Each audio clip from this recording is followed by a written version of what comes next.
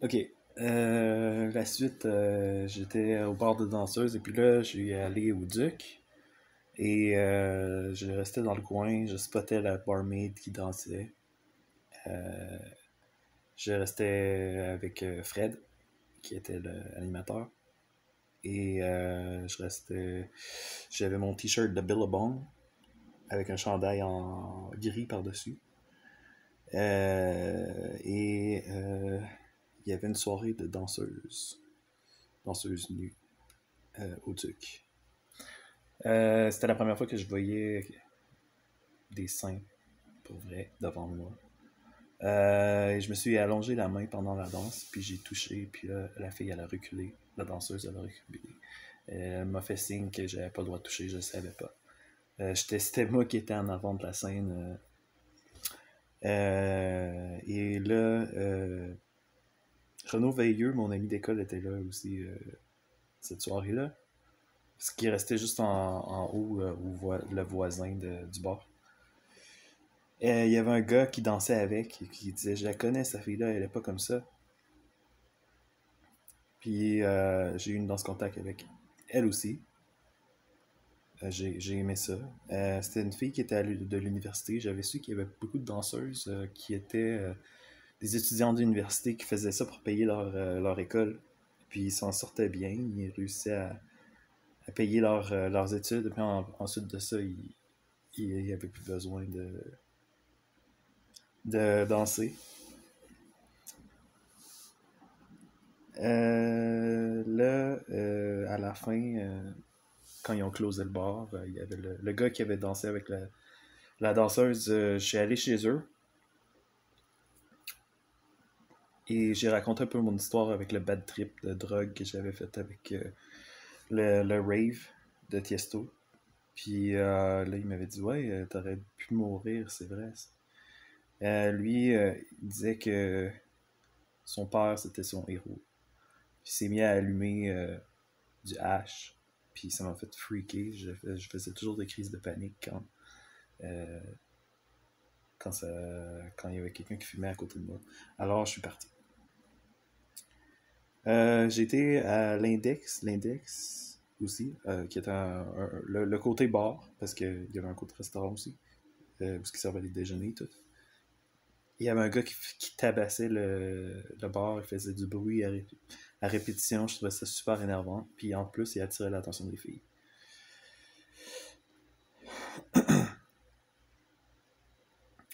Comme je l'ai dit plus tôt, dans ce temps-là, ma libido avait droppé. C'est arrivé en même temps que ma dépression à l'âge de 22-23 ans. Ce qui voulait dire que j'avais de la misère sexuellement, j'avais moins de désir au produit. Un peu plus tard, j'ai perdu de la vision de l'œil gauche à cause que je mettais des verres de contact. J'ai décidé d'essayer les verres de contact pour être plus sexy. Et puis j'ai eu une infection dans l'œil gauche parce qu'il y avait un gars qui m'avait recommandé de mettre des verres de contact jetables sur une longue période de temps. T'as pas besoin d'échanger. C'est faux que faut que tu échanges à chaque jour. Fait que je les avais gardés la nuit, je les avais gardés pendant longtemps et puis mon œil est infecté parce que je fais de l'astigmatisme dans l'œil gauche. L'optométriste m'a recommandé de ne pas mettre de verre de contact. Je n'avais pas écouté.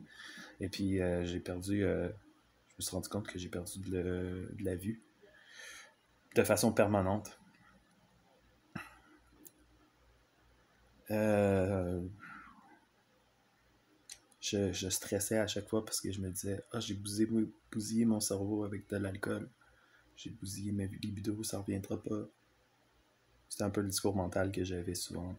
Quand j'écrivais dans dans mon écriture automatique aussi.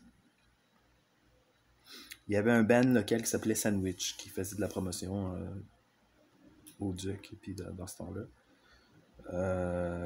J'écoutais Musique Plus. Je me souviens d'avoir embarqué dans un char de jeunes que je connaissais pas. Euh, il y avait un gars au karaoké qui chantait Eric Lapointe: Quoi ma gueule? Qu'est-ce qu'elle a ma gueule? Et qu'est-ce que ça peut bien faire que je vis ma vie tout à l'envers? Brigitte Leroy était là, je l'avais vue au 4000. Elle m'avait dit que ça lui faisait du bien de prendre des marches en nature parce que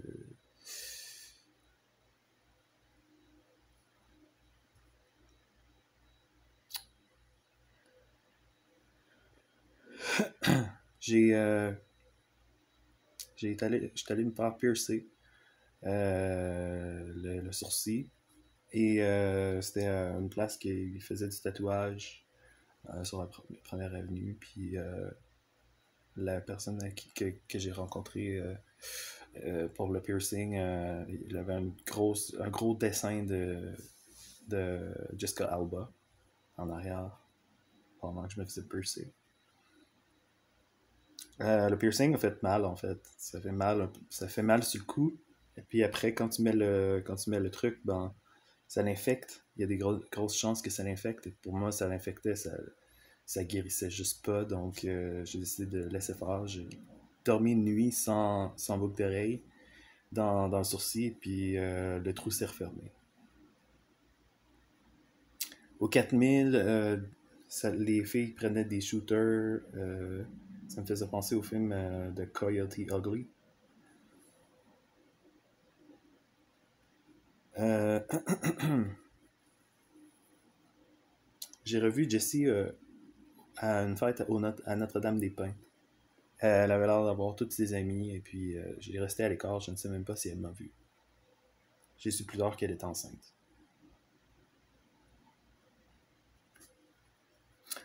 Quand je mixais dans une autre chambre, je mixais sur le plancher. Euh, J'avais pris quelques cours de DJing avec DJ Da Vinci, qui était le DJ hip-hop en bas du vieux. Il m'a montré comment faire mes transferts de bass, de mid et de treble.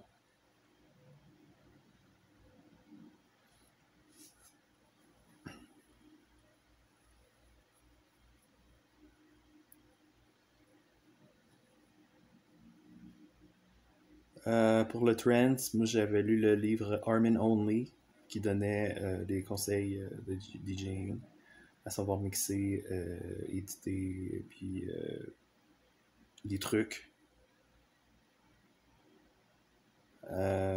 Parce que lui, il gravait ses tunes sur des CD. Et puis il marquait le nom, il marquait le BPM, il marquait le key de la chanson. Et il avait été influencé par Vangelis, Jean-Michel Jarre. Euh,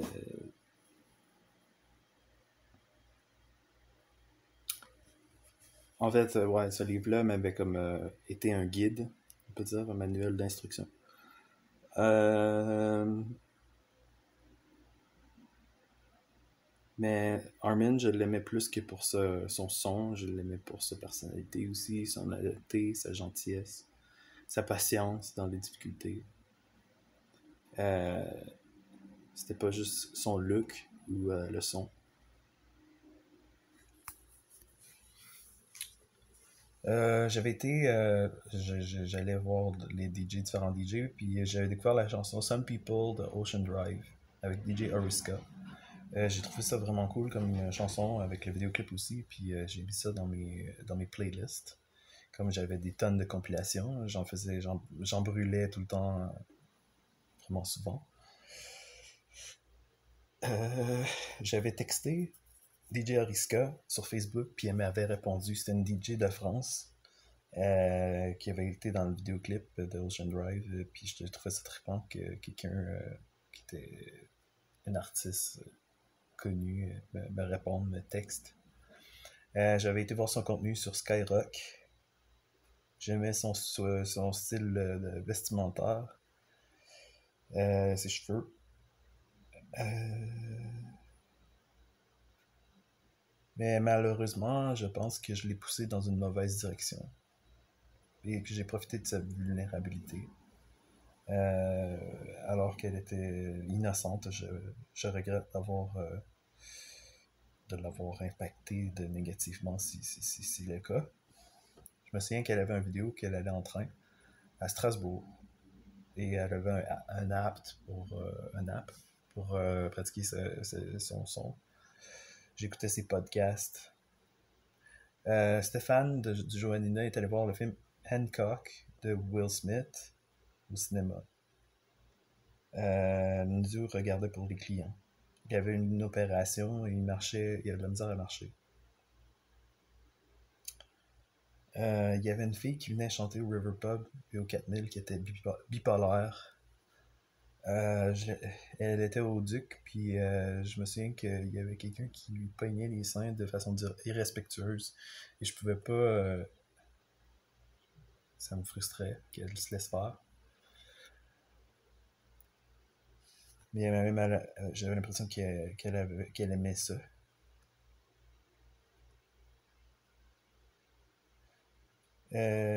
Au cours de chant, c'était Denis Lamotte, mon prof. J'avais amené des chansons comme Cedar, Godsmack, parce que c'était ce que je voulais chanter. Parce que je pensais que ça fitait avec la tonalité de ma voix. Lui il m'avait demandé de jouer de graver un CD, il avait modifié les tonalités des chansons pour que ça fitte. Il m'a dit que j'étais baryton. Là, il y a eu une espèce de spectacle à la fin, à la polyvalente de Saint-François, à Beauceville. Et la majorité presque tous les participants étaient des jeunes adolescentes, des jeunes filles. Il y avait un autre gars qui était ado, plus jeune que moi, puis il chantait Coldplay Viva la Vida. Moi, j'avais chanté Time of Your Life de Green Day à la guitare acoustique. Les Gravels étaient dans l'auditoire. Ceux que j'avais été voir plus récemment puis que je refusais de ne pas parler. Ils m'ont salué. J'ai revu Martin Bernard, un ex-collègue du secondaire, maintenant diplômé du cégep, qui avait l'air en forme, au vieux. Il m'a dit que j'étais bien la dernière personne qui s'attendait à voir là, à part peut-être Goupy. Euh,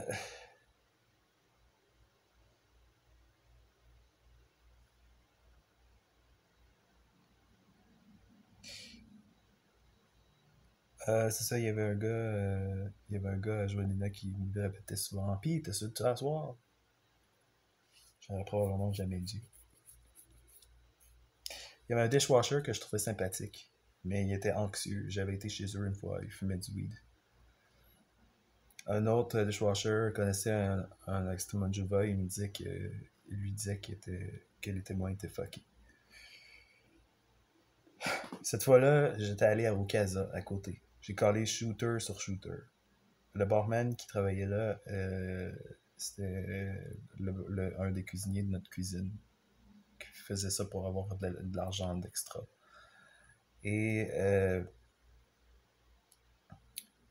on m'a refusé de me vendre de l'alcool, puis j'ai été demandé à quelqu'un d'autre. Je me suis retrouvé sous vraiment vite, et dans le temps de le dire, j'étais évaché sur les speakers. J'étais pas beau à voir.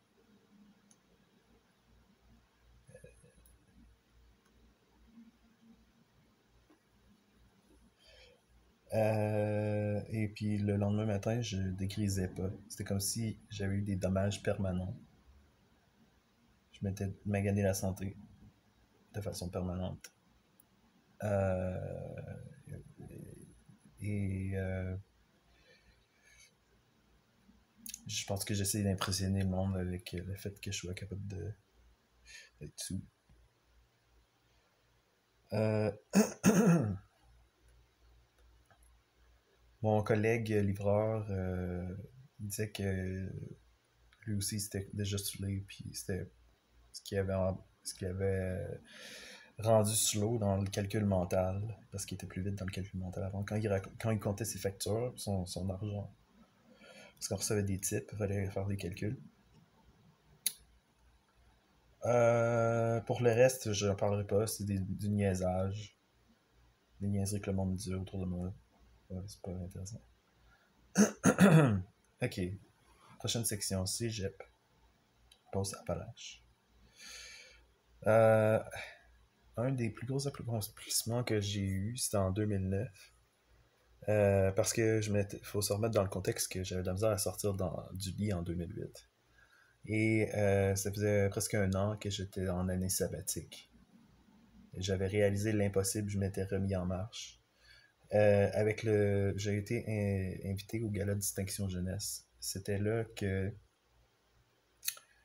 euh, j'avais rempli des formulaires pour assister. J'avais fait une liste de mes accomplissements. Et par exemple, j'étais retourné aux études, j'avais commencé à travailler en restauration, j'avais fait des tentatives de devenir DJ, musicien. Euh, je veux pas dire que je faisais pas d'efforts quand je faisais de la construction, mais j'avais quand même écrit ma liste d'accomplissements par après ma dépression, année sabbatique, à STFI. J'ai gagné le prix coup de cœur du jury, du Galaxy Distinction Jeunesse 2009. Parce que le jury était touché par mon histoire. Le prix s'appelait le coup de cœur McDonald's. C'était pour souligner mon accomplissement en général. Ma famille était absente. Ils n'ont pas été à la cérémonie. Euh, C'était à l'auberge Bénédicte Arnold et j'ai eu un standing ovation. Il y avait de la bouffe. J'ai été pris en photo pour les journaux. Les nominés, les gagnants, avec les nominés et les gagnants. On soulignait ma détermination, ma sagesse, mon équilibre dans toutes les sphères de ma vie et de m'avoir remise en marche, et avoir passé de dures épreuves. Et de comme sortir d'une secte et de survivre à une rupture amoureuse.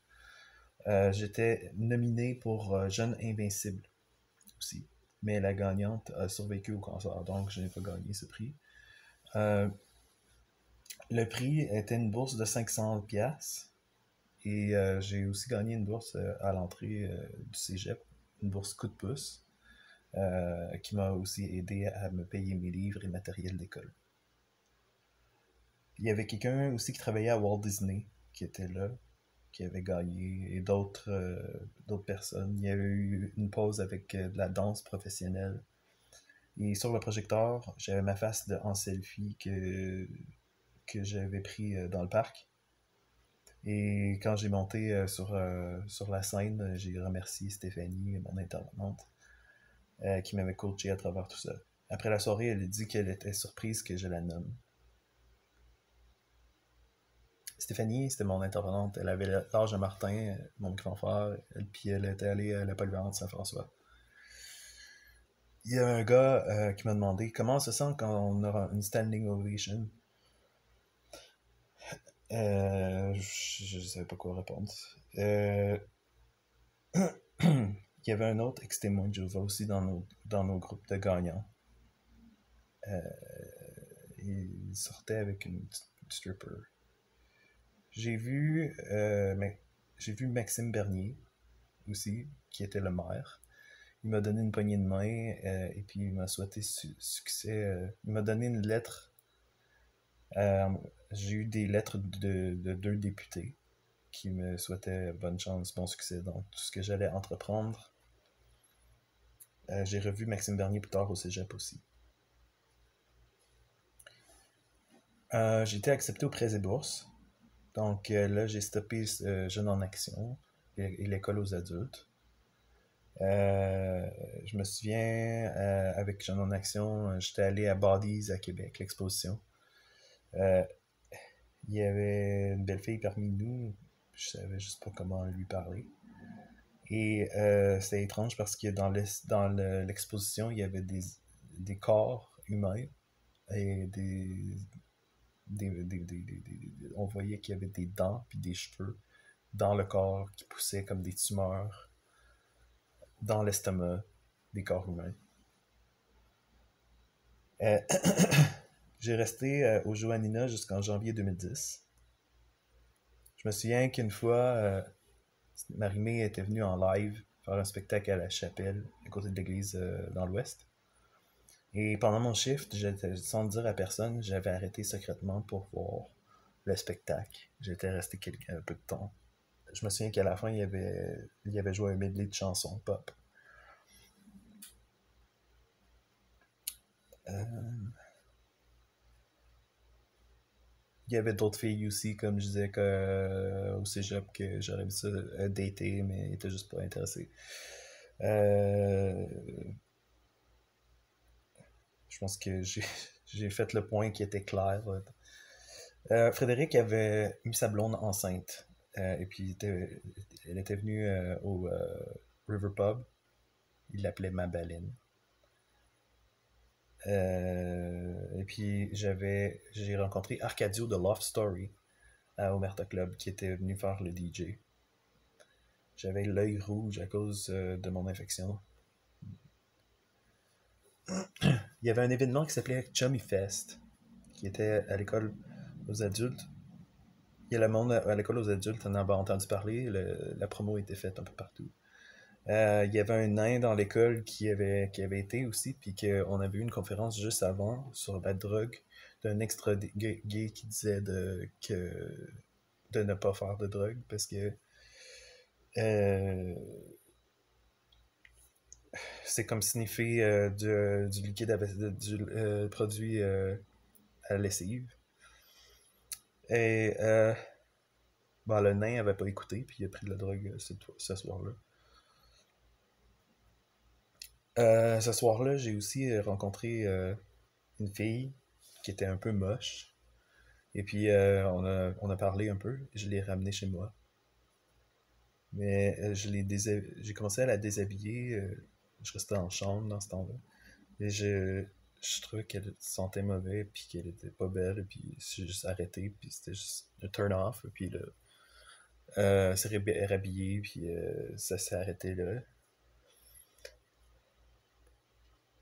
Je l'ai revue plus tard. Elle faisait partie de la choir, de la chorale au cégep. Et puis, il y avait une membre du personnel elle était la fille d'un membre du personnel.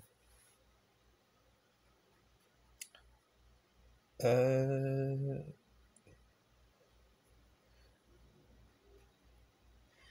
la façon que c'est terminé à ma job au Joannina, c'est qu'il y a eu des rénovations dans le restaurant, dans la cuisine. Et Danny m'avait dit de ne pas de m'en mêler. Danny, il me pétait tout le temps des coches, puis il se mettait à me crier après le monde dans la cuisine, ça n'avait pas de bon sens. Il disait aussi que c'était qu'il me prenait comme cible, mais qu'il savait pas pourquoi, parce que c'était pas moi qui avais rien fait. Cette fois-là, Danny m'avait dit de ne pas toucher au plâtre à qui était à faire, puis je l'avais fait quand même. Alors c'est là qu'il m'a rencontré, puis il m'a dit que c'était fini. Alors, un peu plus tard, j'ai commencé comme dishwasher les dimanches au Patrick Tam. C'était un chiffre de 6 heures et à temps partiel. J'ai revu Marie, qui étudiait pour être témoin, qui était devenue gérante au Walmart. C'était lui, son frère s'appelait Dave. C'était lui que les Pruneaux avaient hébergé quelques années auparavant. Elle avait un chum, je suis allé chez elle, qui tripait sur les chars, à la Fast and Furious. Elle était cool et gentille avec moi. J'ai vu un soldat aussi qui est venu nous parler au bar avant de partir au manège militaire vers le quartier. La fois où j'ai été pour pratiquer avec le band Old Number 7, ils ont calé la police sur moi. Je me souviens plus pourquoi. Euh, Celle qui faisait du karaoké, qui chantait du Rihanna, elle m'a vu aussi, et puis elle a dit que ça lui faisait de la peine de me voir comme ce que j'étais devenu. Parce que j'imagine qu'elle me connaissait avant que je me saoule. Une fois, mon coloc m'avait raconté que sa dernière job, il était doorman, mais que il avait déchiré son gilet pendant son shift et ça lui avait coûté plus cher pour son gilet qu'il a fait d'argent pour son shift. C'est une histoire typique de BS. Danny nous racontait qu'il avait écouté un film porno avec un livreur de pizza. Euh, il disait qu'il avait mal aux couilles. parce qu'il avait trop baisé avec la fille que j'aurais voulu sortir avec. Eve me parlait de tatouage, parce qu'elle aimait les tatouages. Je suis allé à Saint-Gédéon pour supporter Maxime Landry qui gagnait Star Academy. Et voir le dernier épisode sur grand écran. J'avais été. Il y avait une fille cute aux cheveux noirs de l'école aux adultes qui était aussi. Pour en revenir à l'infirmière Carrie Paquette, qui était une inspiration pour moi, elle se rendait disponible, elle était cool, gentille, travailleuse de rue. Ça veut dire qu'elle est près des jeunes en difficulté. Elle parlait librement de sexualité. Elle avait fait une conférence sur, du piercing et sur le tatouage avec les risques d'infection. Elle parlait de d'éjaculation et de sexe, vraiment ouverte sur le sexe, pour dire. Je ne suis pas très à l'aise d'en parler, mais elle l'était. Donc, c'est ce que j'admirais aussi chez elle. Quand j'ai été voir, on s'est rencontrés près de la rivière, on s'est mis à jaser. Je lui ai dit que j'étais toujours puceau, comme je faisais souvent. Puis je voulais avoir des conseils pour savoir comment développer plus d'estime de moi, comment devenir séducteur. Elle m'a dit que de me tenir le dos droit. Et en tout cas, c'est ce qu'elle faisait. Et j'ai su qu'elle était mariée et avait une famille avec 3 enfants et une minivan. J'imagine infirmière, ça payait bien.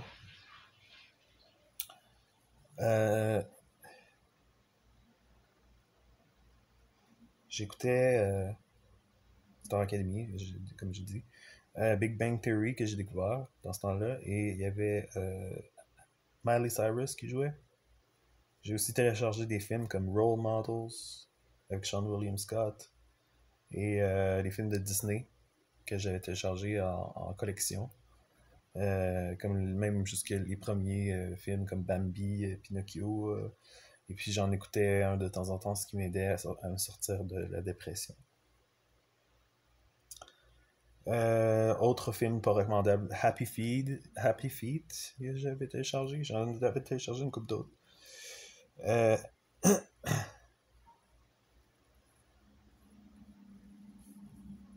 Ensuite de ça, c'est ça, quand j'ai été rencontrer Armin en 2009, mon œil était rouge à cause de mon infection, justement.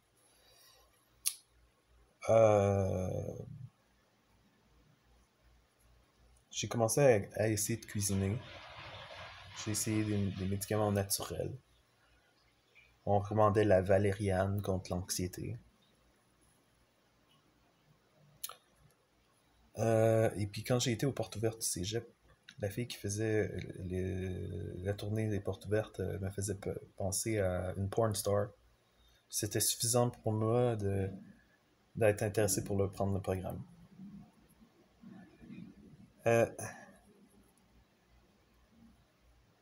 En hiver 2009, j'ai joint le forum JWR, Jehovah's Witness Recovery, qui était en ligne. C'était spécifiquement pour les ex-témoins de Jéhovah. Et un match parfait. C'était Moxie, la modératrice. Elle était du BC et j'avais vu des vidéos d'elle qui faisait des capsules de Watchtower Comments et posait des questions qui portaient à réfléchir. Elle se disait athée et humaniste. Et elle avait fait une recherche, elle avait été excommuniée à 18 ans et elle avait fait des recherches sur la religion et préférait la science pour expliquer la nature.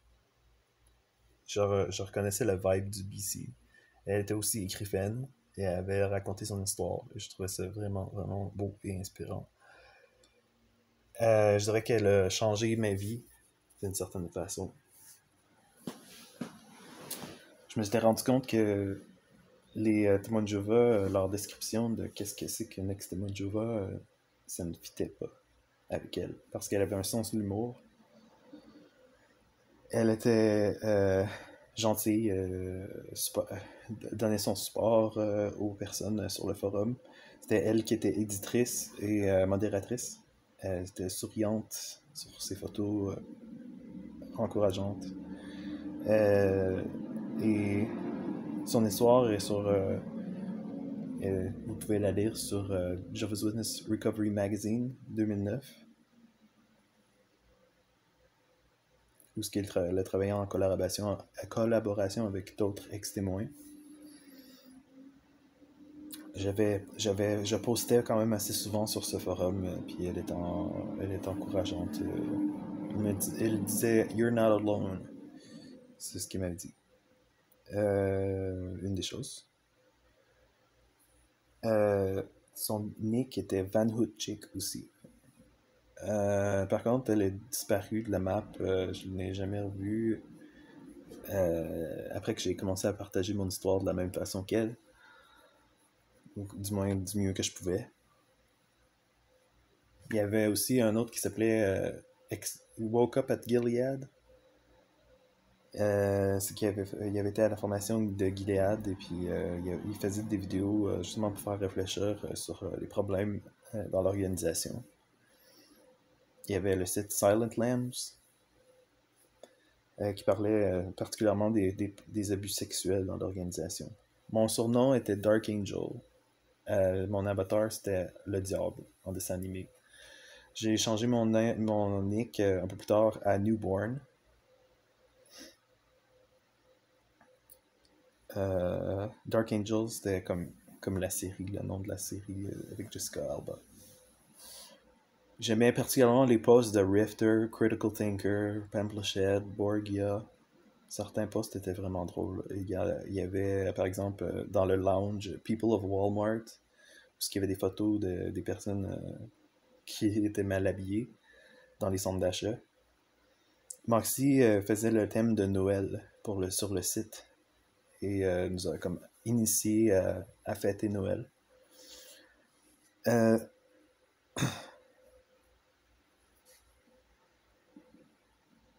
Rifter, c'était un autre des modérateurs. Il habitait à Seattle. Puis Moxie et puis lui se sont mis à se dater plus tard. Moxie me faisait penser à Anne Hathaway. Elle avait 28 ans. Elle avait un vibe de grande sœur.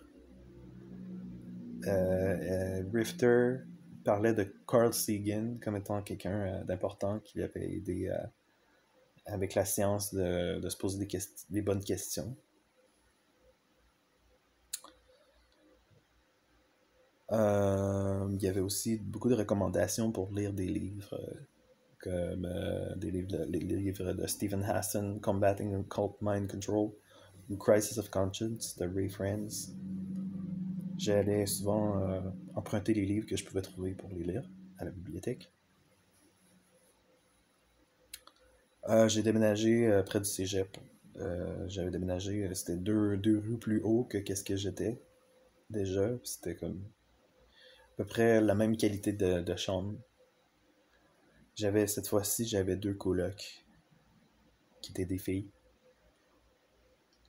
Je me souviens que j'avais fait un selfie de moi dans ce temps-là. J'avais un espèce de sombrero dans ma chambre avec un poster sur la guitare. Et puis avec mon nouveau sac à dos des points Zellers que je m'étais acheté. La première journée au cégep, j'ai fait le défi coup de pouce, le défi tête rasée. Donc je me suis fait raser les cheveux pour le camp.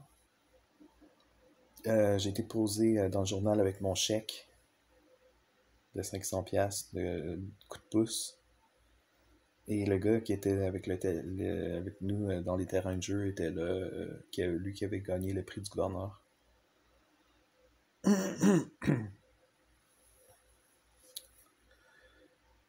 Je me suis rendu compte que le monde au cégep était tout jeune, avait tout environ 17 ans. Certains sont au cégep, mais ils ne sachent pas où ils s'en vont dans la vie. Ils sont juste là pour plaire à leurs parents. Mais le cégep, c'est un bon endroit pour essayer des choses.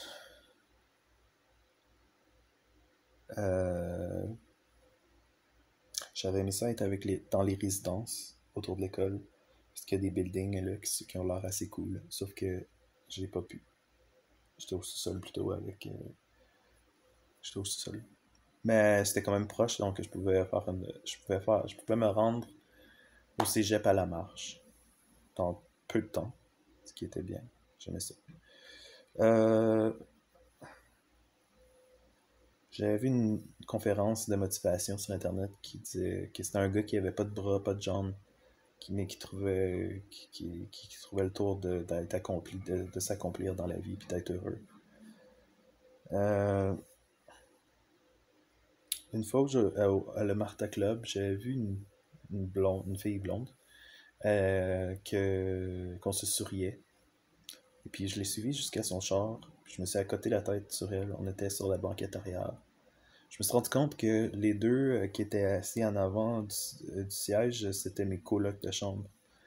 C'était la jeune sœur d'une de mes colocs de chambre. Celle qui était un peu grosse et fumait. Mes deux colocs fumaient en fait. Euh, mais la jeune était dans la deuxième session en art plastique, la troisième session d'art plastique. Et c'était dans le programme que je voulais aller. Alors elle m'a parlé un peu de qu'est-ce que je pouvais m'attendre dans ma session. C'était ce que j'avais compris, c'était que les premières sessions, c'est des sessions où ce qu'on apprend les matériaux et les techniques, mais moins de créativité. Je me souviens qu'un peu plus tard, elle était venue pour demander de l'argent pour financer son party de graduation. Euh,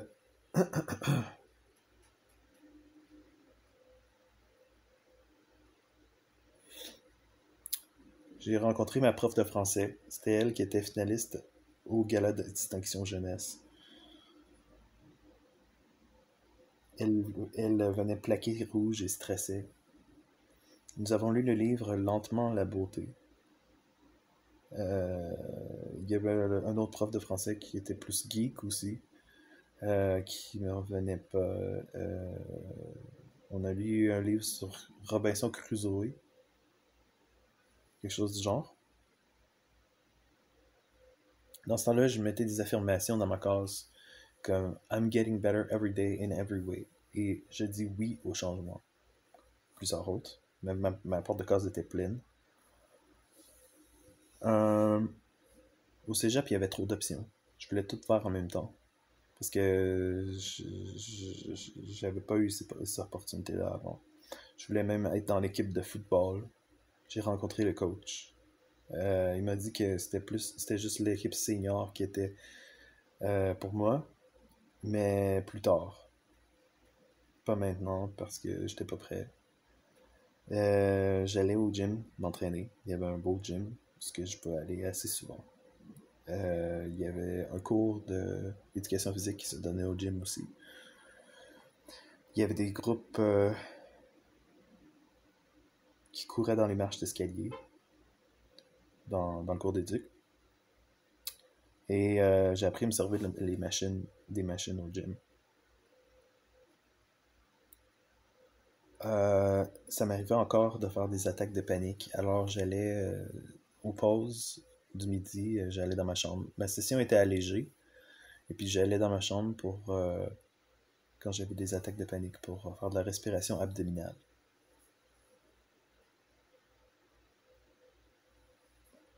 Je vais m'arrêter là.